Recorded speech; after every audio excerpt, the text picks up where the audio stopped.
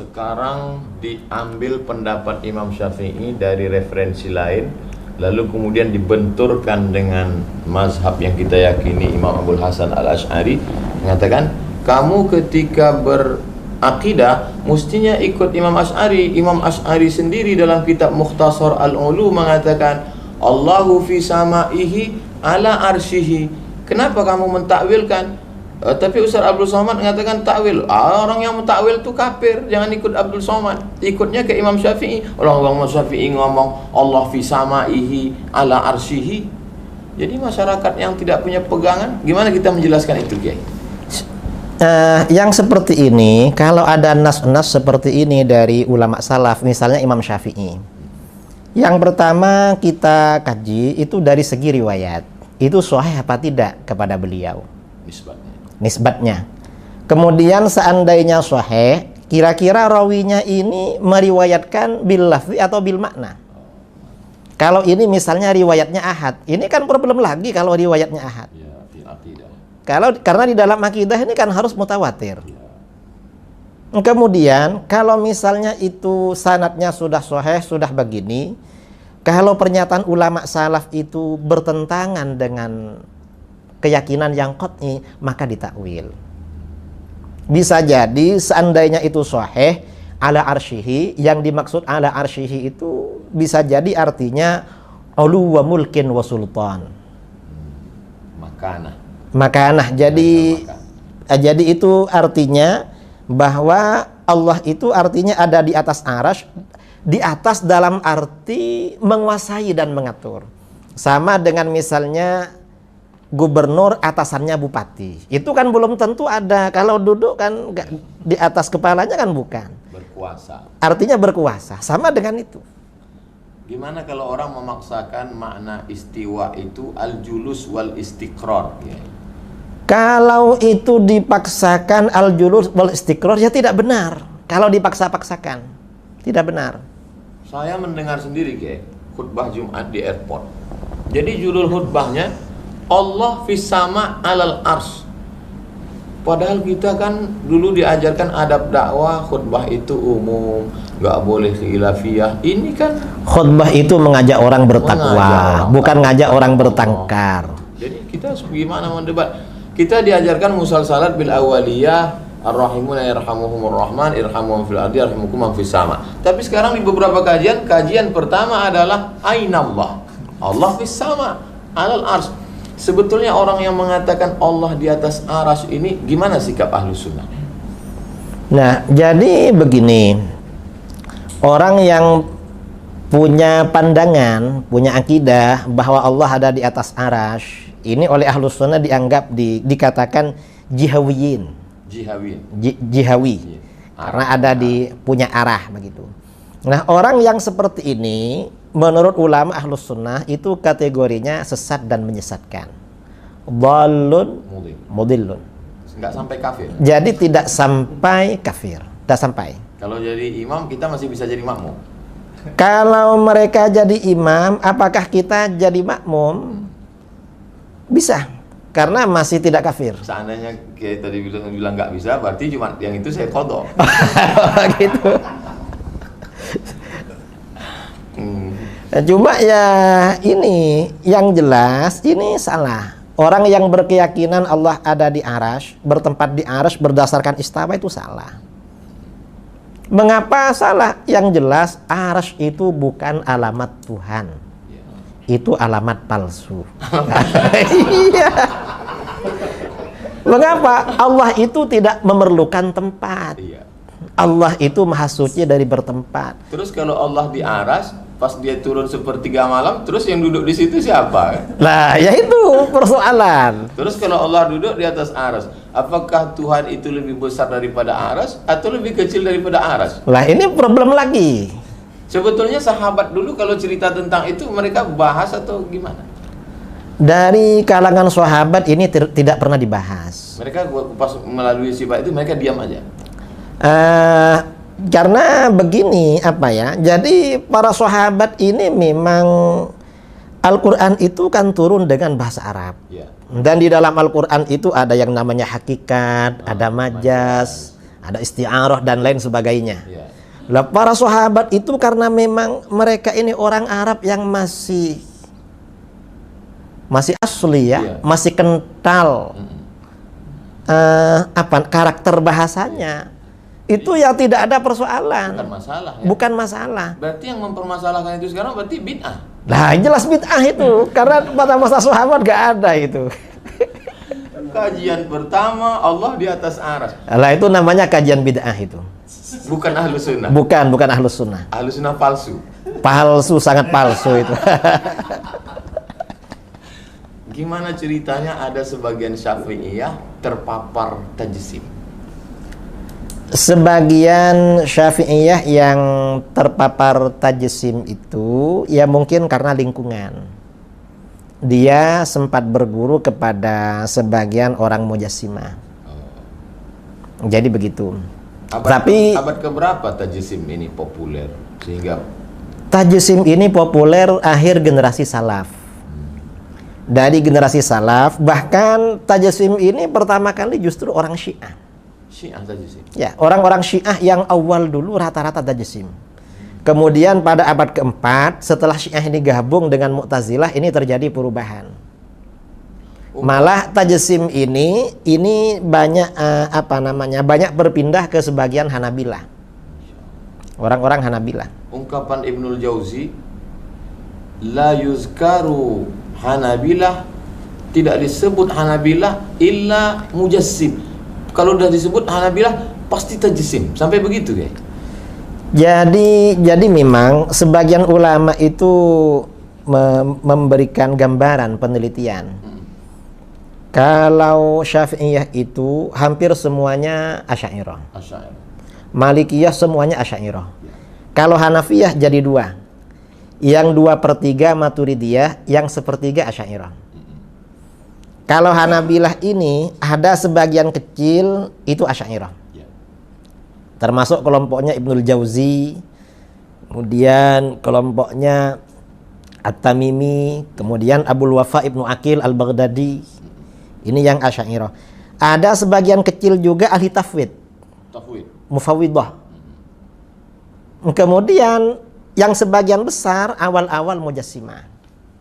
Kemudian pada abad ke-7 Hijriah, ketika yang menjadi penguasa di Syria, di Syam, itu Sultan Az-Zahir Baibars Al-Bindigdari.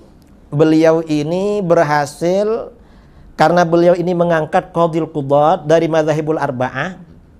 Setelah Madzhabul Arba'ah ini sering diskusi, maka faksi Mujassimah di kalangan Hanabilah ini hampir habis.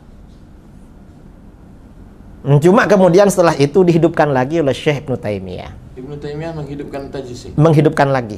Iya. Ibnu Taimiyah mujassimah. Kata para ulama begitu. Yang mengembalikan tajsim di Hanabilah itu Syekh Ibnu Taimiyah. Sebelumnya sudah hampir habis. Tapi orang selalu berlindung mengatakan Ibnu Taimiyah tidak mujassimah, tapi dia isbat sifat, bahwa ada sifat yadun, ada sifat sak, ada sifat istiwa. Gimana tuh Kiai? Jadi masalah ayat mutasyabihat itu tadi kan kita bicarakan. Ulama salaf sebagian besar tafwid, sebagian takwil. Kalau khalaf mayoritas takwil. Nah, kemudian ada mujassimah yang mengartikan ayat mutasyabihat secara zahir. Mereka ini untuk menghindari stigma tajsim, tashbih, mereka bilang itsbat. Ngeles. Nah, kita ini yang takwil dan tafwid ini kata mereka dianggap taktil. Artinya ya menghilangkan, mengosongkan. Ya, padahal mereka ini hanya permainan kata-kata. Nah, kalau itu itsbat ini diterapkan, ini bahaya sekali. Jadi isbat itu nggak ada. Kalau dari ulama salaf nggak ada. Karena kalau diterapkan ini bahaya. Misalnya ya, iyad. Iyad itu kan artinya tangan. Artinya tangan. Kalau iyad yang diidhofahkan kepada lafaz Allah itu diartikan tangan. Di dalam Al-Quran ada yang berbentuk mufrad, tunggal, yadullah fawqa aydihim. Ada yang berbentuk musanna. Ya, bal yadahu mabsutatan. Bal yadahu mabsutatan, ada itu diantaranya. Ada yang jamak. Ya. Bi aidin. Bi aidin. La musyrik. Nah, ini perlu ditanya, kira-kira iyad kalau diartikan tangan Allah itu apa satu, apa dua, apa banyak? Ada yang ceramah ya, tangan Allah itu dua-duanya sebelah kanan. Lah, kalau dibilang dua-duanya sebelah kanan, kan nggak mungkin masa Tuhan sejelek itu. Allah punya tangan, tapi tangan Allah nggak sama dengan tangan kita. Bila takif, wala tasbih, wala itu gimana Kiai? Ngeles juga? Itu ngeles juga. Sama dengan begini, kamu ini seperti anjing, tapi gak sama dengan anjing yang ada. Kamu anjing manis misalnya. Ini kira-kira pujian atau bagaimana ini? Ada videonya Kiai. Videonya gini. Kalau ada orang mengatakan tangan Allah itu, kata dia gini, sama nggak tangan saya dengan tangan monyet? Kan beda. Terus jamaahnya ngangguk iya. Terus saya pas nonton itu, loh, tangan ustadz yang ngomong dengan tangan monyet sama-sama jisim. Ya sama. Sama memang. Yang membedakan tuh sifatnya. Iya. Sama-sama jisim. Tangannya orang, tangannya kambing tuh sama. Yang membedakan sifatnya. Sekarang ya, kitab Imam Abul Hasan Al-Asy'ari itu diseret-seret mengatakan Imam Abul Hasan Al-Asy'ari sendiri isbat. Karena dalam kitab Al-Ibanah, lah wong dia nyebut yadun kok katanya. Ya, ini orang Wahabi itu membingungkan.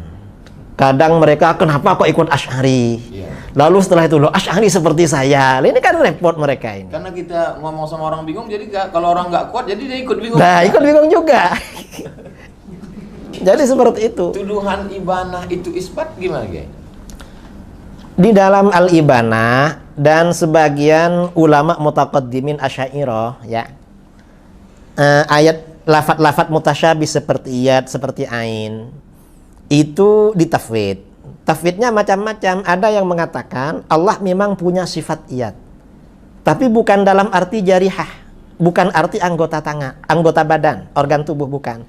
Tetapi itu sifat bagi Allah. Yang tahu cuma Allah. Sama dengan ain.